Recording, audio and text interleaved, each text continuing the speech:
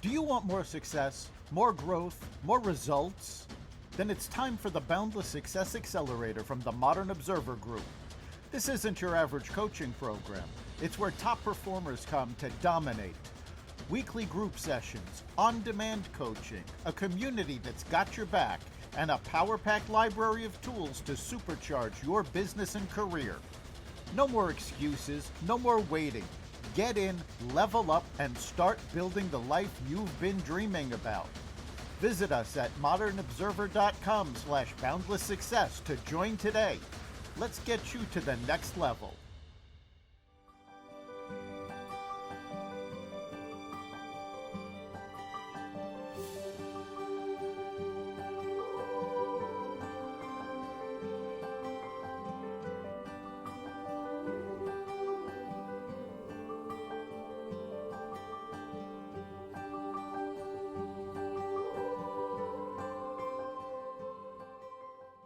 We are lighting the candle, a world that works. I'm Bill Correll, and today we have a very special program. My original guy that helped me get this whole thing off the ground 4 years ago, Eric Lopkin, who's been producing. So Eric, if there's anything that needs to be edited, you're going to know because you're going to participate in it today. Absolutely. I'll know immediately. Yes. And then there is my partner in crime and other good things in the world, Jeremias, who I lovingly refer to as my twin. And I don't know if that's getting old or not, but I think the fact of the matter is that the two of us have just got so much in common, and we're so different. It's just a lovely, chemistry between the two of us, I say. So we're here again, celebrating having hit 200 recordings in our podcast series, Lighting the Candle, a World That Works. In the beginning, I really didn't know where we were going to be or if we would go more than 10 or 15. And then Eric say, well, y'all don't have that much to talk about anymore. So I guess we can move on and do other things with our lives. But no, you've stuck it out with me, and you've also been so supportive, in the 100 person question deal. I mean, simple questions for 100 people. I love it all. It's just been great. So let's kick it off right now. Eric, do you remember what you were thinking about when I first contacted you? I think it was probably after a West Hartford Chamber online meeting or something, almost 5 years ago now. Yeah, we're talking about going back to the days of COVID. Yeah, in the early minutes, right? Yes. So I had said something in the introductory period, because we all get a minute and then we have to shut up for the whole rest of the show, for that particular group get together. And then I mentioned to somebody that I was interested in starting a podcast, and then you messaged me or something. This is my recollection of it anyway. Said, let's talk afterwards. I might be able to help you. And of course you did. Something like that. Yeah, we had already started several podcasts on the Xvadio network. So it was easy, even if all you had wanted was some advice, we were able to do that. We were in a good position. And now, I mean, this has actually been an amazing few weeks for the Xvadio podcast network, because we've got Lighting the Candle hitting 200 episodes. We've got last week's Success Showcase hit 300 episodes. Wow. And I'm not sure if it's next week or the week after, but Raw Naked Truth actually hit 600 episodes. It's amazing. So we've hit a number of milestones over the past few weeks, and actually we've gotten some media coverage of it. We've been the announcement was picked up on radio stations, news sites across the country. That's wonderful. It's kind of clear that you and I just really can't stick with anything, can we? No, we've got no patience, no perseverance.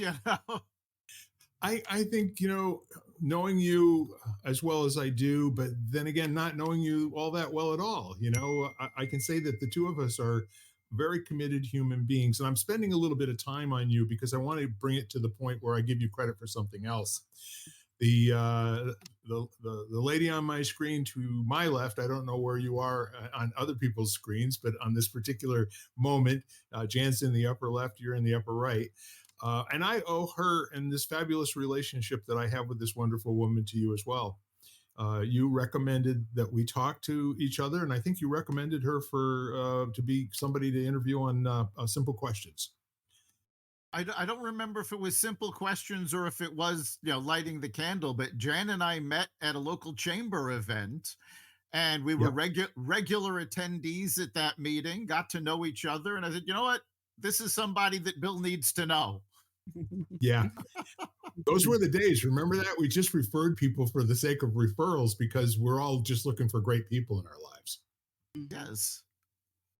Yeah. And so, Jan, here you are, and we're coming up on, if not already, pretty close to 2 years, that you've been on here as a co-host. And there were four of us for the longest time. And then it's just been you and me getting together, having amazing conversations once a week. Yeah, it has. Great conversations. Yeah, and I think it must be at least 2 years, maybe possibly more at this point. I don't know. And It yeah, runs together a little bit. yeah, it does. It does. And just yeah, and just it's always amazing to me because I think sometimes when I feel like there's no more to say or we've run out of things to say, there's always more to say. Well, I think that's what intelligent people do is they generate the next thing and the next thing. Absolutely. Or people who think they're intelligent, at least. Yeah, I mean, there's something great about the tangents that you start off with something and then just see where it goes. And some of those conversations have been absolutely amazing. And I mean, I've started to think of the time I spend editing the podcast, going through it all almost as meditative. It's like, well, let's just see where this is going. Yeah. Yeah. I think people who are not listening to our podcast are missing out on something really great. And not necessarily because we're, great podcast people. I don't know where we stand compared to a Joe Rogan or somebody like that. I bring his name up because he's got a lot of followers. I'd like to have half of his followers at some point. Mhm. But I think we do have really meaningful conversations that are authentic and from the heart. Yeah, absolutely. And I think that, to me, what's always such a joy is that, you brought to mind, Eric, was this idea that we don't go in with a plan. And so they tend to be very creative and sort of just evolve on their own in a way. It's almost like they have their own, it's almost like they're their own entity and we're just kind of along for the ride, is the way I feel. And it does remind me, I was having this conversation over the weekend. And we brought up the idea of imagination and creativity. And I think that that's the way I think of them, like that they have their own kind of like there's their own quality that is inherent in what we do. A lot of it is referring to things that have recently happened to us, but a lot of it comes back through our experience with other people. And all the conversations we've had before, we've got a body of work here. It's pretty amazing to me. Eric, 2 weeks ago, I think we talked, and you had asked me to come up with a list of different words or topics that would have been included in a in one of our podcasts. And I went to Spotify, where it automatically gets generated, into a text format on that platform. And I just copied all of that and I put it into Chat GPT, and I was freaking amazed by what it gave me, as a, it looked like something you would see in a white paper, from a university doctor or something like that, where it's talking about, and then Jan said, and then Bill said, and then there was a thought about, and it's a remarkable way to go back and relive the podcast without having to listen to it. It really is. I mean, and there have been so many varied themes. I mean, like Jen said, you never know where it's going to go. And Right. there is that imagination aspect to it, which I think, I've been doing podcasts in one form or another for about 15 years. And that's one of the things that sets this apart. There is no set topic, there is no script to follow. It's just wherever the thoughts take you. And I think that's part of the charm of it. Yeah. Yeah, the format is no format. If Seinfeld was a show Right. about nothing, we literally are jumping out of an aircraft every week, and we don't know where we're going to land. Yeah, so it's remarkable. You think back over the years, what's been going on outside our four walls, each of our four walls. Some good, some not so good. Some highly stressful, et cetera, et cetera. But in the midst of all of that, there's also been some remarkably positive things that have occurred. Um, and I think back, I want to presence for a moment all the other voices that we've had on this podcast over the last 5 years, including, I can't really even name all of them right now, but Shelley Kohler, um, in the early days, having folks around like Ken, uh, Ken Caputo. And where this all kind of started was I had been talking to these folks on the phone, and it would be like an hour-long conversation before we knew it. And then one of us or the other one would say, "Gee, I wish I had a recording of this. This is some really good stuff we're talking about." And I said, "Well, I wonder." And so that's what kind of intrigued me about the notion of having a podcast. But being so blessed to have so many folks, who come on here for an hour at a time and just engage in talking from nowhere to somewhere.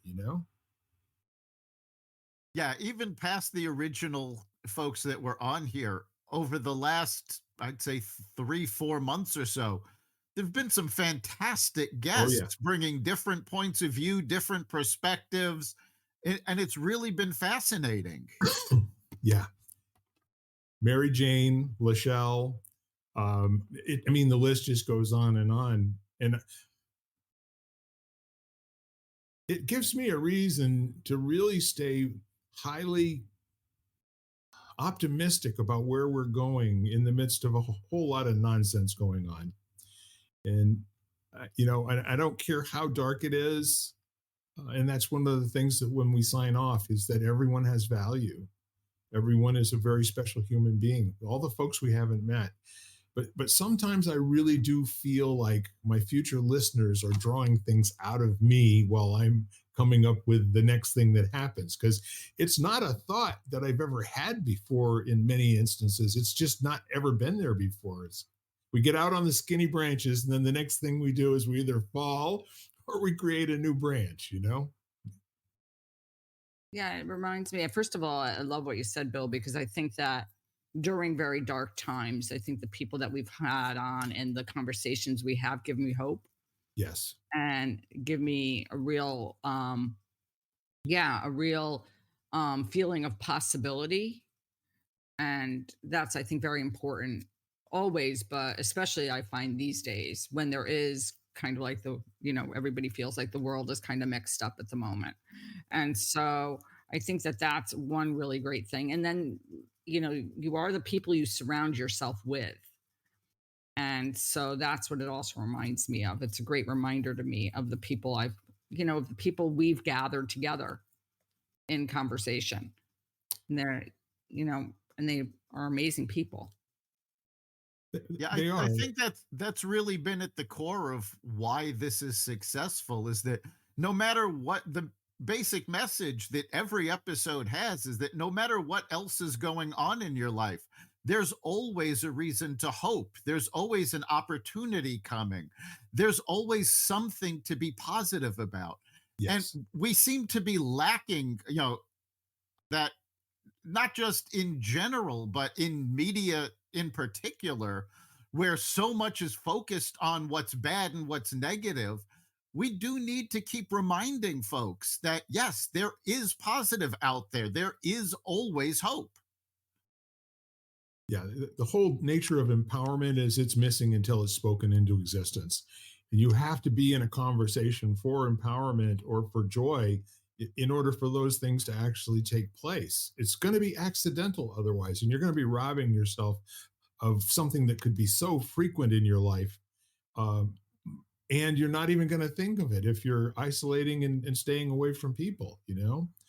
So there's all of that. But I can tell you one thing, I owe my sanity today and possibly, who I am, that I'm still here, Jan, holding hands with you every week when we both were going through so much stuff with our dads, That I Absolutely. think is one of the things that probably brought us a little bit more closely together, and I really appreciate you for that among many things. Thank you. Likewise, Bill. And one of the things I think that the conversations have to continue, and we're talking here about conversations that we've had with others. And Yeah. I think one of the things that we also talk about a lot on our show is that's those valuable conversations you have with yourself. And so I think that, the world is very distracted and very distracting and has the potential to pull us out of ourselves all the time. We're pulled in a thousand different directions. We can lose ourselves so easily, either intentionally or unintentionally. And I think those conversations, whether you're having them with another person or you're having them with yourself, and both are like are crucial to your longevity, to your existence. Yeah. The conversation has to continue wherever you find yourself.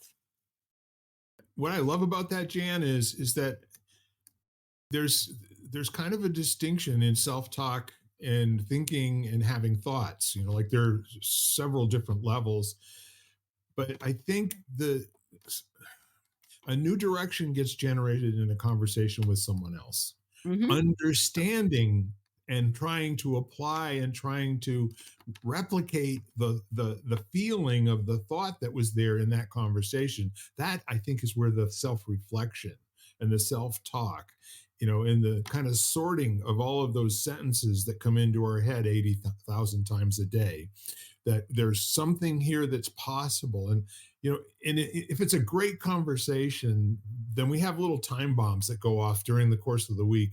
Later on, something will happen, and then all of a sudden we'll go, this is exactly what we were talking about. I get it. And sometimes it's an intellectual get when we're having a conversation, but once you've experienced it, it actually allows for growth, in my opinion. Well, At least for me. I think that's key for growth. It's one thing to be in a conversation and to listen to what someone else is saying, but it's a whole other level to really absorb what they're saying and what they're meaning. Right. And very often, something will happen and it'll click you back to the conversation. Go, oh, you know what? Now I really get it. Yeah. And that's a game changer. Because then it becomes an experience. Yes. Then it's experiential versus just words. And I think it's also a way for you to kind of like own what they're saying. I think it's because it creates some sort of, usually possibly some sort of somatic feeling, some sort of body sensation, some sort of so it's multi-level, it's like multi-dimensional versus being so one-dimensional as far as these are just words. Yeah. And one of the things you shared, Bill, is I agree that conversations with others, but I do think it's valuable. I think the thing is that we need to have those conversations with ourselves. Like we need that quiet space to feel how we are, what we think about something without the like without the input of anybody else. But it's very easy for us to get caught in those same patterns or the way we think because we have one. And that's the gift to me. If, somebody else is going to call you out and say, I'm sorry, what you're thinking is a whole lot of BS at the moment, kind of thing, like get out of your own way. Where for us, when we're going through something, it's very hard for us to see that. So you need somebody else to kind of mirror you Yeah. and say, okay, I would say almost impossible, Jan, for us to be self BS detecting. that's right. That's right. Like you need somebody else who's going to call you out on stuff and say, like, like get off your butt every now and. Can't Yes. fool anybody else if you're not fooling yourself. And I always used to love, guy that I work for who said the management around here are they're believing their own BS. Mm, um, It's true. And, Jan just used a phrase which I think is a little problematic. She said it's just words. And it's like, right. and people underestimate the power that words have, especially in self talk. I mean, Hmm. when we say the same thing about ourselves over and over again, whether it's true or not, we tend to believe it. And that holds people back. Yes. Absolutely. And so now I think in some episodes, previous episodes, I've started using an app called Mind Jogger, which is random reminders that like sort of alarms that go off throughout your day that you don't have any idea. And mine is what is your self talk right now? And it's so interesting for me to see what I'm saying to myself and how often I say the same things over and over to myself to the extent where now I laugh, like, because I'm like, almost like, really? Like, you're back there again, like, kind of thing. Like, are you, like, you haven't learned yet? This isn't useful. But it's a pattern. And part of it is to have that pattern disrupt and to sit there and say, okay, like, and to shift out of it. And I don't believe, yeah, I agree with you, Eric. I shouldn't have said that in that way because I believe there's so much more than just words. I mean, I do think words have power. But don't invalidate what you said like it was either appropriate or inappropriate. Right. You had to say what you had to say in order for Eric to say what It's he true. said. But the, True. the really cool Right. thing I is wouldn't have also, even thought of it if you hadn't, used that phrase. So Right. it's part of the spiral that creates the experiences that you were talking about. yeah, forward to the future from here. If you look at life, like life is not what happened, but it's what's going to happen. In my preparation right now, it's very brilliant of you. You can't have a person, call you what do you have it set for now? Every hour or 2 hours or something? Yeah, yeah, it goes off about it's you can like what the earliest, let's say I mine set for 7 to 7, and it will go off like 10 times a day. And sometimes I don't hear it because I actually have it turned off like now, because otherwise I find it disruptive because all of a sudden I'll be in a meeting and I'll be like, okay, I don't want to. But other times it's very useful, like when I'm not and I'm just about and I'm working or I'm doing other things because Well, see, you've invited an interruption, a planned, desired interruption to whatever thought process you're in at whatever time that it actually happens. Mhm. And that's brilliant. That's the same thing as talking to somebody else. That's where all change occurs because when you get asked a question, it's not the same hearing of that question each time you get asked it now. Even though, how many questions can you put in? Oh, I have the free app version. I have the free version, so I can have 2 prompts. So I have it programmed to do 2 different things to say, like, to have 2 different reminders on my that come in. My other reminder is, about take a moment to feel like love and compassion for yourself. So that's my other Beautiful. reminder, that I have programmed. But you could do really anything. Yeah. Take a breath. I mean, pause. Whatever it is to kind of to do that, like to jar you out of whatever your normal habitual thinking is or feeling is at the moment, if you going through something. Yeah. I think it's brilliant. It's a phone a friend. And essentially that your past self is speaking to your future self, and so it's kind of like if you take a piece of lettuce and you put a salad together and you put it in a wooden bowl, it's got a context of the wooden bowl. It changes dramatically, and then the wooden bowl, it might be worth $2 or $3, but if you put it in some fine bone china that's 175 years old and the bowl's worth $300, all of a sudden you've got a dish that's worth $75 at a particular restaurant. Yeah. So the context is so important. And when you get the wake up call, of asking that simple question of, what's your self talk right now? It's going to occur differently inside of whatever, thinking that you're going through at that moment. I think it's brilliant. And the other thing that I've found, and it was very interesting, was wasn't necessarily trying to replace the self talk. It was Right. just basically to stop it. Like I wasn't trying to substitute in like another phrase where like or say to myself, don't think that or don't say that. It was Right. much more like just breathe and shift because I have news for you. If you talk about BS, our brain knows when we're BSing ourselves. We So got if we three of those say detectors. something Yes. to ourselves that's false, we are saying to ourselves, like, I don't really freaking believe like that. If I'm saying to myself, I don't like myself, or I'm not, whatever it is, or I'm not, you can say whatever you want to, you could pick a phrase that you say to yourself often, like, I'm not pretty. If you say to yourself, I'm beautiful, I guarantee you, most likely your brain, you're sitting there going, like, that's a load of bull. And I really don't believe that. So it really does nothing because you really don't believe what you're saying. So it's really just, I mean, at least for me, it's just better to sit there and basically bring myself to a space of almost emptiness for a moment and then shift out of it and then move on and then just keep on doing that. That's what I've been doing anyway. And I'm not, I don't think you can be an expert at this. It's all like just play or just experiment, you know? Well, I think something that app does is very important because most of us, we're completely unaware of what our self talk is because we don't focus on it. If that reminder comes up and asks you, what is your self talk at this moment? You have to consider it. You actually have to think, wait a minute, what am I telling myself? And you will see certain things that come up all the time for yourself because we all have patterns of things that we say to ourselves. And I think that's what's so, that's really interesting. And like I said, and then all of a sudden you realize how often, and it almost becomes funny because you like can't believe that you spend so much time there. Well, here's an interesting thing that I'm observing in what you're talking about. Clearly, the interruption of an audit question, what's your self talk right now, versus a you are beautiful affirmation, for you to continue to look at and try to find the beauty in yourself. Take a minute now and describe what's beautiful about you. Maybe it's how you think. Maybe it's, how you picture the world. But what happens in people's lives is that their self-talk becomes the BS that programs them. Okay.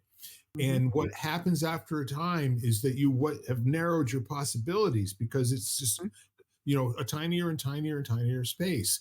I don't know if you know what Sylvester Stallone's story was, before he decided to become an actor, but he was homeless. He lived on the street. He had to sell his dog Butkus, in order, because he couldn't feed him. Okay. And finally, one day he said, I can't listen to myself anymore. I've got to go and be more. And it's such an important thing for people to understand, is that the world as you think you see it isn't the world as it is. Everybody who's ever accomplished something great has been in the same place that you are right now. When you're ready to give up, they didn't. Okay. And that's something you can look at over and over and over again. It takes great failure in life to really have the possibility of maintaining and feeling the success of any type of achievement. You can't not fail and achieve at the highest levels. You have to have been at some point in your life and say, I'm not going through this. I am not squandering my life being who I am. Okay. And then when you do that, that's when you really start seeking out, not just the reminders to interrupt and all those sorts of things. You go back to where, what was I listening to when I was actually feeling achieved? Who did I have around me? How do I get back into that sort of a circle again? And I don't know about how it is for you two folks. You're both wonderful human beings. You provide a lot of that for me. But there are a lot fewer voices out there that I used to get that from. They're just not there anymore. They're gone. They've passed on to their next existence. So I like the idea of growing a new crop of really smart people that I can, get into conversations with. And it'll challenge me to disrupt myself when I'm in that place I was just describing to you. I still go there. It's not like, I now know how to get out of there a little more quickly than the days where it would cost me 2 or 3 days at a time. And I want to just say, that having the audit, built in with, with the affirmations and built in with the testing questions, if you don't test who you are, you're never going to know that there's more that you could be that you used to talk about and have forgotten. Does that make any sense? It does. I think, we get so caught up both in the day to day that we do and the self talk that we have. I mean, Yeah. I think the stat that I saw not too long ago was 80% of the thoughts you had today were the same thoughts you had yesterday and the day before. Yes. And that's what you get caught up in. So we need something to pull ourselves out of it, to remind ourselves what we used to think was possible, what we can still make possible. And yeah, I love the phrase you used about cultivating a new group of smart people to keep you growing. Yeah. Yeah.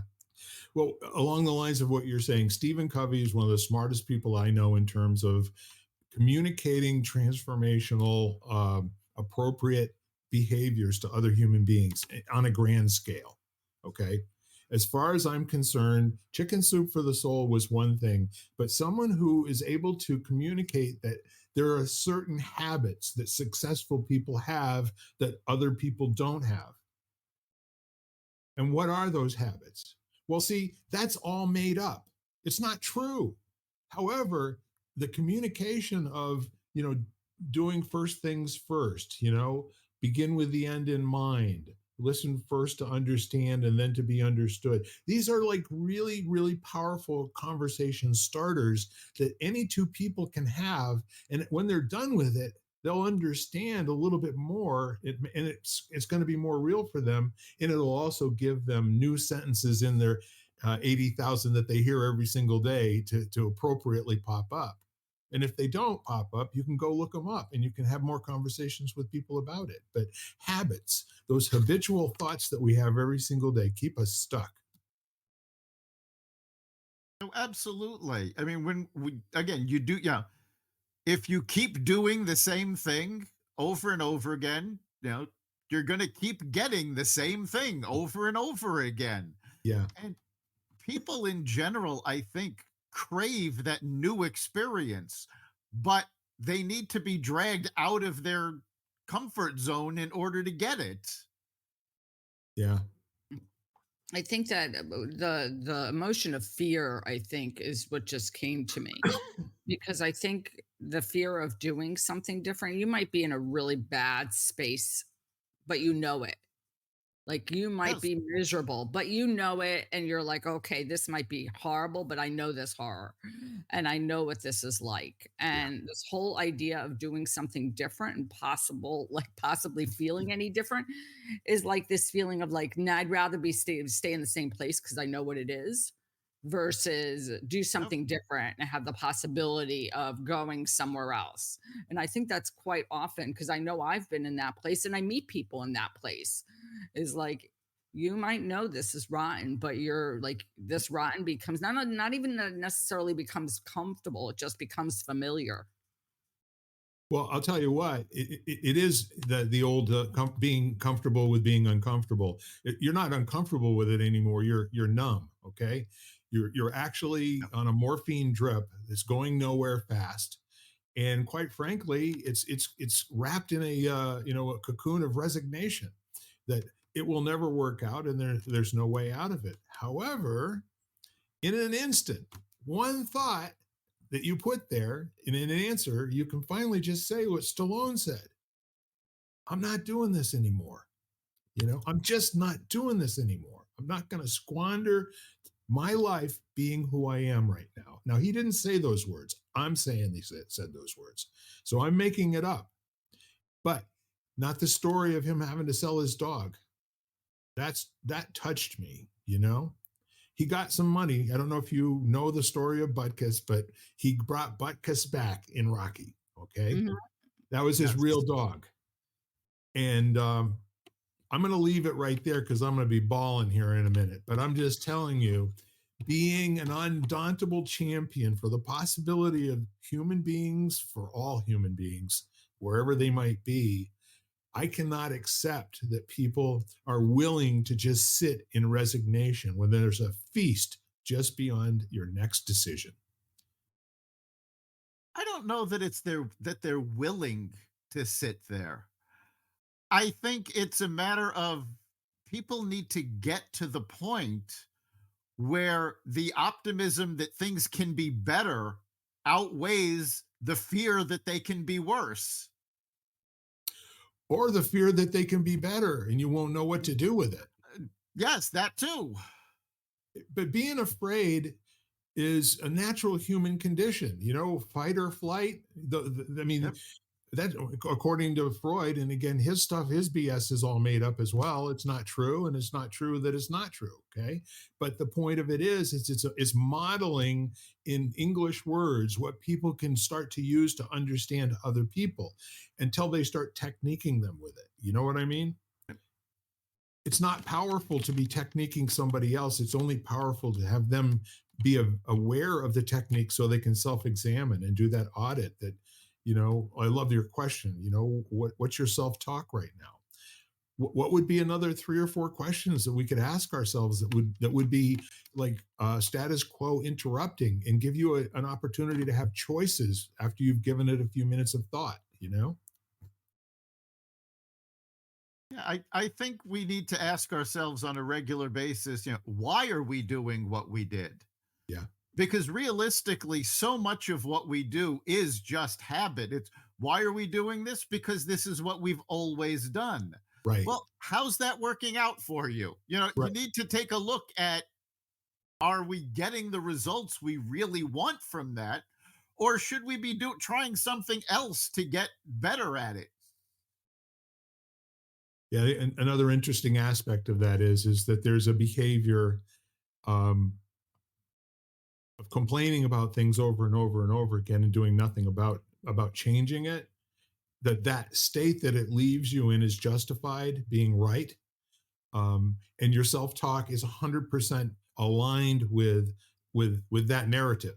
You know, and so this would be an inauthentic behavior that your brain is now believing is not BS, but it is completely BS. Anything you say about yourself that says, I can't because, and then you start to list those things out. And we all do it. Okay. I'm not Yep. saying that like a prescription for anybody to follow, but you should be suspicious of any self-talk that leads you back to, and now I'll go back to being, miserable again. It would be really wonderful to have some self-talk that would um, be throwing you a lifesaver, like as if you were adrift in the water and somebody's tossing you a buoy that's going to keep your head above water. And if you start to do that for yourself, I don't know, it seems to me like that's just a really powerful way to go. And it also becomes something that you can employ with other people. As you were saying before, Jan, when you come up against people, that are in a particular place, you've got conversations you can have with them, don't you? Absolutely. But one of the things that, I mean, I think for me, the question I would ask is, my big question, which I ask myself every day, so I don't need a prompt, let's say, for this because it's a habit already. Is Right. how do I feel? Because I don't really think that people know how they feel. I think they run on automatic pilot and they're not really in touch with, one is physically, like how do I feel physically and what do I need today? Yeah. And Yep. and then the other one is like, how do I feel emotionally? And to recognize that and take a moment to actually acknowledge it and not push it away. And that's the way I feel with the prompts is that, you know, like you're reminded of it so often that it's not possible to push it away. Yeah.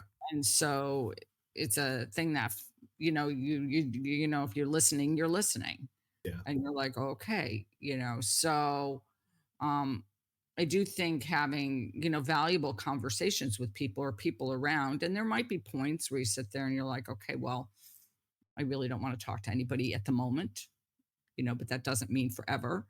And then the other thing that it was reminding me of was the fact that just because you say, okay, well, I'm going to do something and I'm going to stop myself from having this conversation with myself or listening or noticing my thoughts or whatever they are, or my self talk, is this feeling of not, when you are having that thought again, is not to go into the self critical mode of berating yourself with that whip of like, oh my gosh, here I am again, because I think that tends to happen. It's almost like we tend to get very aggravated with ourselves and almost angry at ourselves. And that really serves no purpose either, except to notice that you're getting angry at yourself and that you're like, that we're all, this is a journey and we're all a word. Like you said, you still go there, Bill, and maybe you get out of there quicker.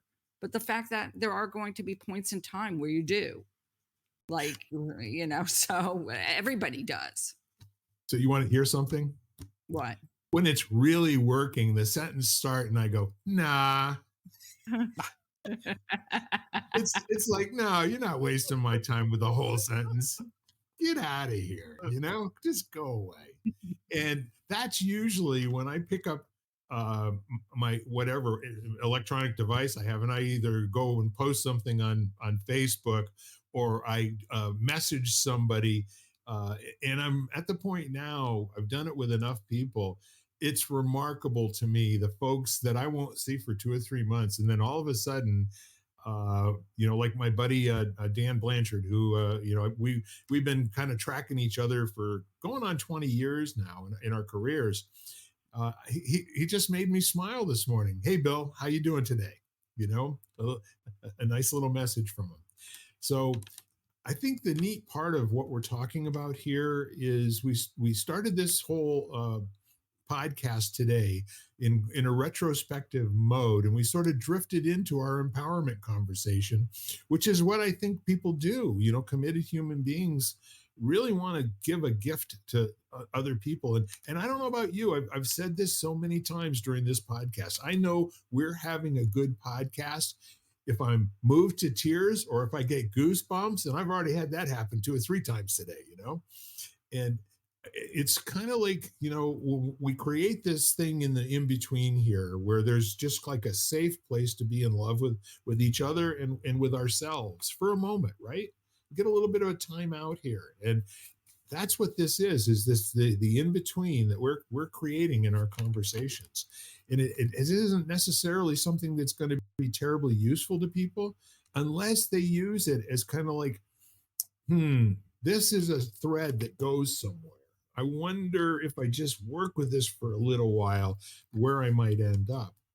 But the habit of going into a dark place, being there, having the repetition of all the thoughts, going through a self-anger or a self-doubt or anything that makes yourself bad and wrong, ends you back right at the beginning, and you got the payoff, right? The payoff is being right. There's nothing else I can do about this. See, I told you, So that room, don't go in there. And once you go in there, get the hell out of there. Don't go in there. Yeah, as you're saying that, it just made me think of an old joke about guy has his final wish is that on his tombstone he wants written, "I told you I was sick." Yeah. You know? Yeah, and it brings to mind something else. We never talk politics on here, but there's this meme going on around now. I want to use this to sort of, illustrate that point. If you say something enough times over a long enough period of time, it's true, right? So the Bernie Sanders talking about oligarchy. This is one of those words that nobody understands what it really means or anything. Well, somebody put together all of these quotes of him going back to 1993. We are rushing headlong into an oligarchy. We are 2 years later in 1996. We are on the verge of becoming an oligarchic society. And every 3 years, he probably said it every year, but they just kind of like put them all on an 8x12, and coming to here again, like he's really, bringing us to something. First of all, what are you talking about? Second of all, how are we going to know if it actually happened? And why are you keep saying it's going to happen when it hasn't? I mean, what's going on around here? Those are those thoughts that we have, in a nutshell. They just don't go away. After 20 years, they're still there. Yeah, it's something, it's going to happen, it's going to happen, and yet it never quite does. 100%. And I remember, we all grew up with when we were learning algebra and in math class, the word problem, a train leaves Los Angeles at 12 o'clock going 80 miles an hour, and a second train leaves New York going 75 miles an hour. At what time, AM or PM, are they going to meet in Chicago? And I think it might have been All in the Family, where Archie actually says to his Michael niece, Civic. no, it was his niece Stephanie, Oh, Stephanie. Okay. who was young and doing this math. He says they're never going to meet. Those two trains have been trying to meet since I was in school, and if they haven't met yet, they're never going to meet. I love it. I love it. But And I the love. other thing too, go ahead. No, go ahead, Bill, and then I'll. Well, the other thing that, the once you get an idea that you think you know and understand something, it's part of your belief system. And one of my favorite guys to listen to, read, or books on tape, or just hear him talk, was Wayne Dyer. Oh, I And love his stuff. yeah, it took him forever to finally figure out,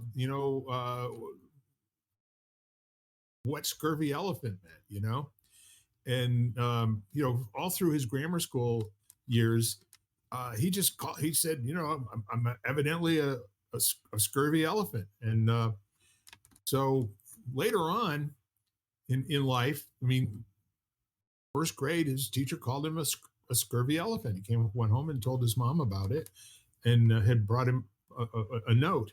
Well, when he was 15 or 16 years old, all these years of knowing he was a scurvy elephant, he actually got to read the note, and the note said, "Your son is a disturbing element."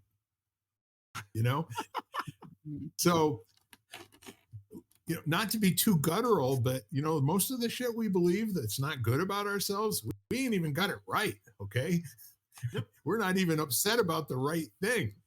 We completely misunderstood. We either completely misunderstood or where it was coming from a person who had, and I don't want to say agenda in a bad way, but just came with their own, I'll label it as stuff, came with their Right. own stuff and kind of placed it on you.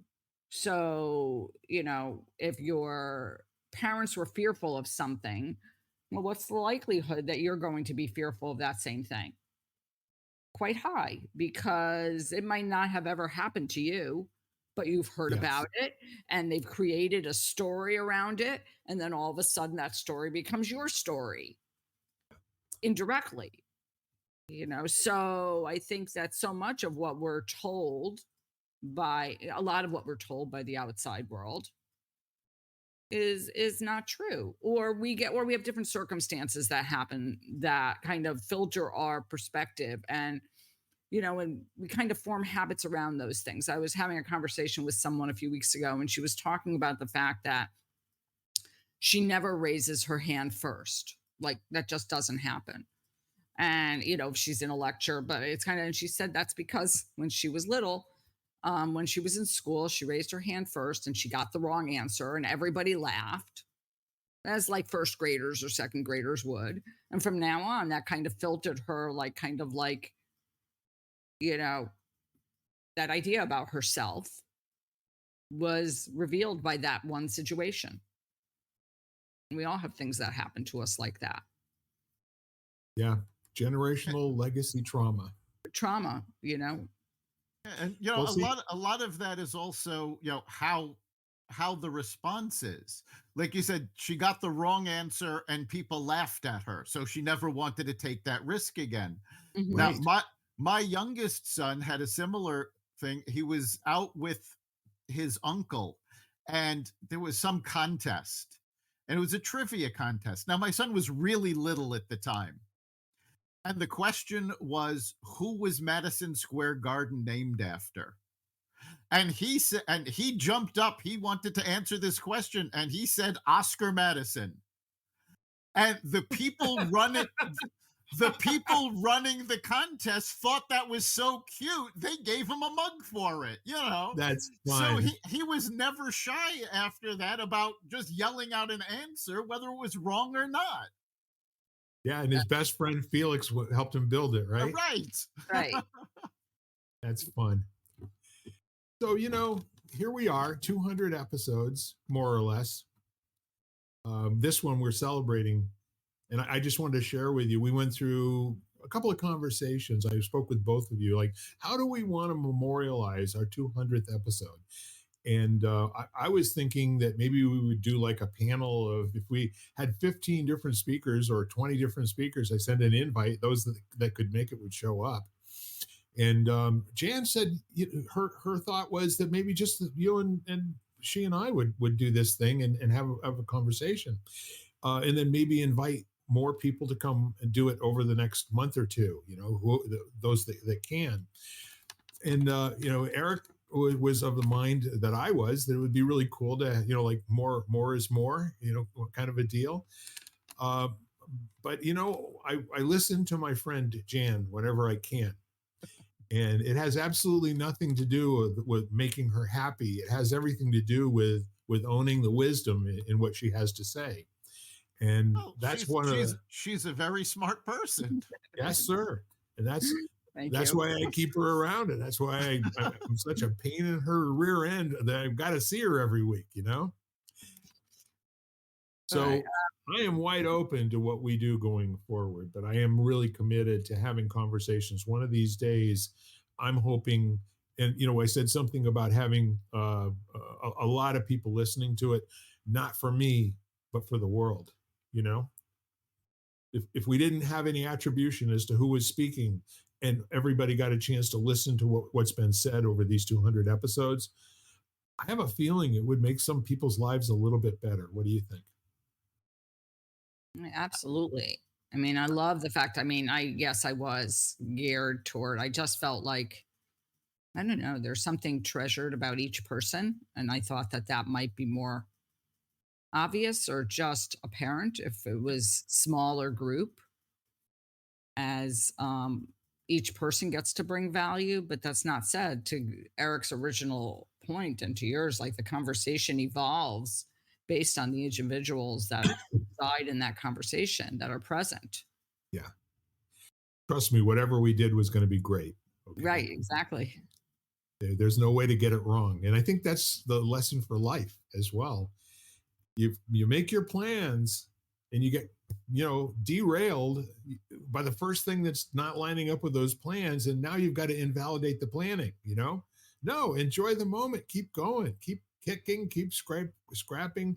Laugh. Have a good time, Yeah, keep moving forward. And I think there's something almost poetic about not having planned the 200th, because every episode starts without a plan and you Yep. see where it goes. So I think having the 200th come and not really having a plan for it and seeing where it goes, and not just 200, but 201, 202, as it keeps moving forward, and just seeing what takes shape over the course of the podcast. Yeah. Well, this is a good. You're going to love this part because Eric and I both know, and I think you do too, Jan. We actually recorded the 200th recording. I don't know, 3 weeks ago or so, or a month. But the point was, we didn't talk about it being the 200th episode, so we needed to have a place where we could do a little bit of a completion job, like. Man, we had 100 and then we had, I don't think we made a big deal out of 150. I think we just cruised. But this one, we've been talking about the 200th episode. Jan, I think, first mentioned it to me in November or December. We got a kind of a neat thing that's going to be happening over the next couple of months here, So we've had a chance to talk about it a little bit as the weeks have gone on. But I just want to say, whenever I can spend time with either or both of you, my world is so much better. Yeah, back at you. It's true. The time I spend talking with each of you is absolutely amazing.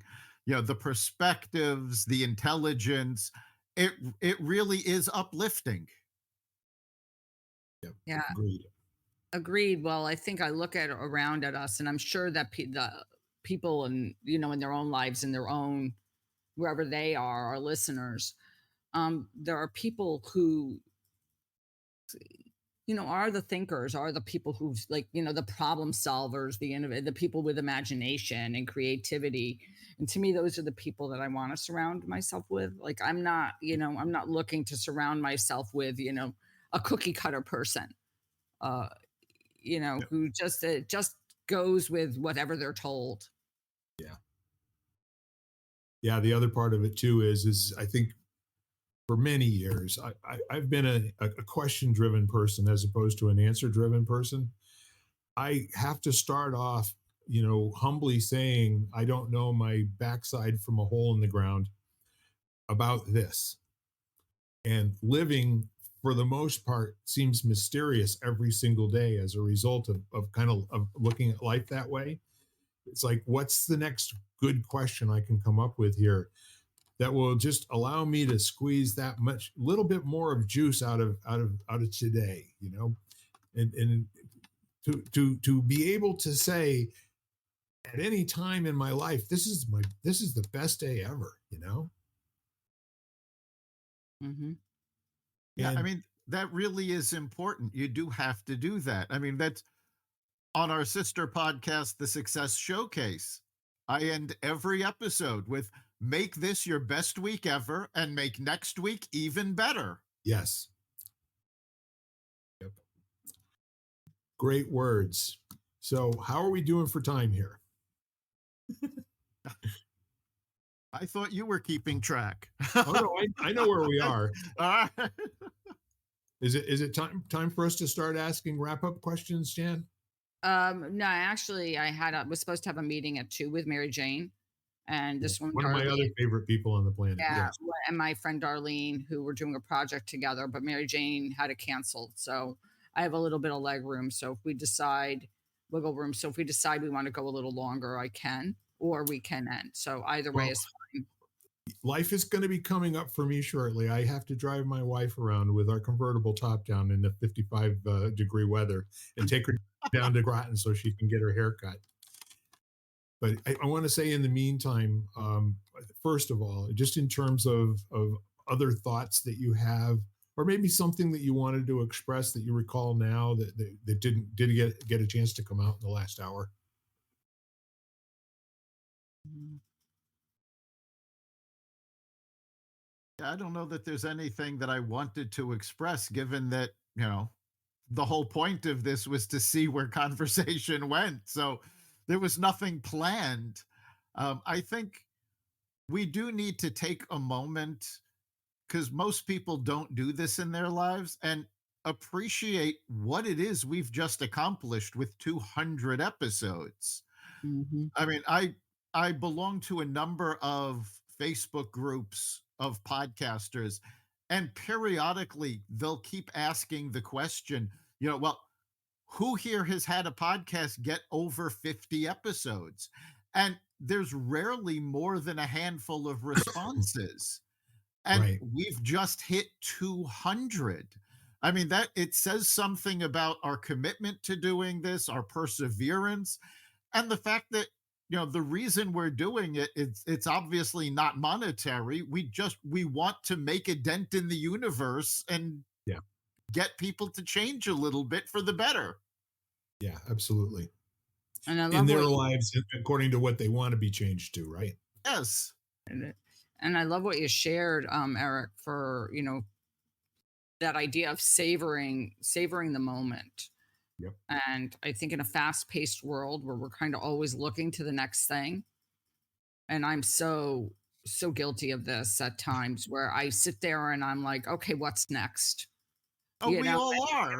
and I'm so good at this. I'm like, okay, I got this off my list. What do I do next? And I don't take a moment to even take a breath, even to sit there and say, okay, Yeah. well, take a moment and just savor the fact that you just completed this, or that this is a big deal for yourself, because that's the other thing we don't do. I don't think we don't acknowledge ourselves enough. I think we're, so it gives you an opportunity to sit there and say, okay, yay me. kind of attitude. Yes. I'm going to join you and say I'm pretty damn proud of what we've done. This is going on 5 years worth of work. It's undergone many changes and transformations, and quite frankly, we do deserve to take a lap and take a bow from the standpoint of we never knew that we were going to get here. This was not a given. And our relationship and friendship is what has caused this to happen. It hasn't been, as you said, an external motive or any type of reward. It has had an awful lot to do with who do you want to talk to this week. Yeah, and I think, Bill, I think it's important for you, especially to take that victory lap because you're the one that started this all.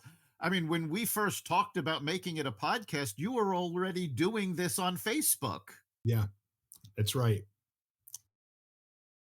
I absolutely was. And I'll tell you, the neat part of that has nothing to do with the acknowledgement, but it has everything to do with the genuineness of you sharing in it.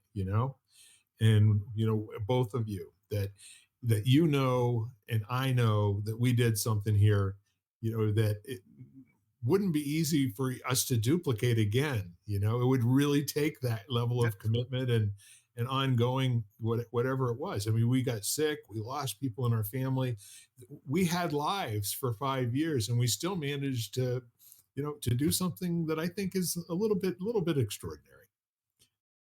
Absolutely reminds me of that. This could not be recreated because the time has changed. And the moment those podcasts came out or those recordings came out, everybody was in a different place than they are now. Yeah. So it, that was then, this isn't, and so they evolved, like they were created as to how they were supposed to be created. Yes. And even if we tried to go back, it's like, it's like you're saying, oh, I wish the world was like this. You can say it, but it's never going to happen. Well, Not on its own. realistically, given the time frame that we've been working with, I mean, we started a lot of this during COVID. Right. Do we really want to go back to the way that was? Right. No, absolutely. Nor could we, do we really? No, Yeah. thank you, Mr. Wizard. No, thank Yeah, you. no. And I was I, having, yeah, I I was having think that's been a big theme of the podcast itself has always been, moving forward, find the positive and keep going. Yes. Forward from here. forward from here. So I think with that said, I think that's a really lovely way for us to. That's a pretty good wrap up. And in the meantime, um, we're really going to be having an awful lot of fun doing this, and I think the inclusion of other people, with you and me, Jan, and then every once in a while having our moments of we have these intimate conversations, that it's just the two of us, that only the two of us can have, in that way. It's like speaking to another person one on one. It's life giving, it really is. And this, do you have anything to wrap up, Jan?